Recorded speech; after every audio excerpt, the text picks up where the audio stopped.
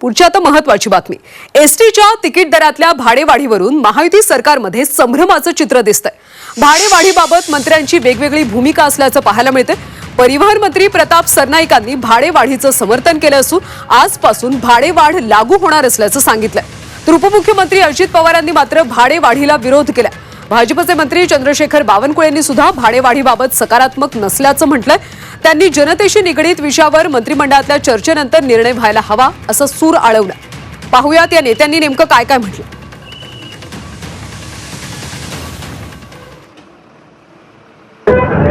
संजय सेठी यांच्या माध्यमातून आमचे परिवहनचे प्रमुख आणि त्याचबरोबर एडीजी यांची प्राधिकरणाची एक बैठक झाली आणि त्या बैठकीमध्ये गेल्या अनेक वर्षापासूनची एसटीची जी भाडेवाढ झालेली नव्हती ती 14.97% भाडेवाढ त्यांनी काल मंजूर केलेली आहे। ती आजपासून अंमलात आणण्याचा त्यांचा प्रयत्न आहे असं मला त्यांनी सांगितलं। एसटी भाड्याच्या बद्दल मी तुम्हाला मागेही सांगितलेलं आहे की एकंदरीतच आम्हाला जास्तीत जास्त नवीन बसेस घेऊन अतिशय चांगल्या प्रकारची सेवा ग्रामीण भागातल्या आणि शहरी भागातल्या लोकांना द्यायची आहे आणि तशा पद्धतीनं चर्चा अजून चाललेली आहे, परंतु पुढं कुठलाही अंतिम निर्णय झालेला नाही आहे। जनतेला पण त्रास कसा कमी होईल आणि ते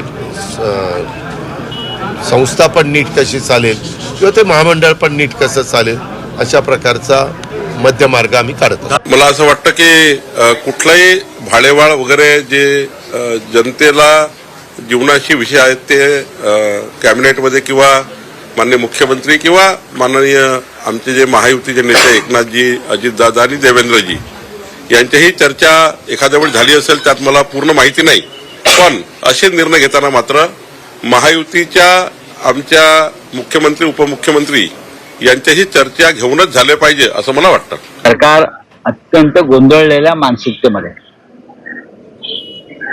अर्थमंत्री एका बाजूला, मुख्यमंत्र्यांचे तोंड एका बाजूला, दुसरे जे ठाण्याचे उपमुख्यमंत्री आहेत त्यांचं काय चाललंय, त्यांचे हेडक्वार्टर तिथे सातारा दरेमध्ये, अशा तऱ्हेने सरकार चाललेलं आहे। आपापल्या गटाचा मुख्यमंत्री वेगळा आहे। शिंदे गटाला वाटतंय शिंदे त्यांचे मुख्यमंत्री, अजित पवार गटाला वाटतं अजित पवार त्यांचे मुख्यमंत्री आणि भाजपला वाटतंय फडणवीस मुख्यमंत्री। तीन मुख्यमंत्री प्रत्यक्ष अप्रत्यक्षपणे काम करताना दिसत आहेत।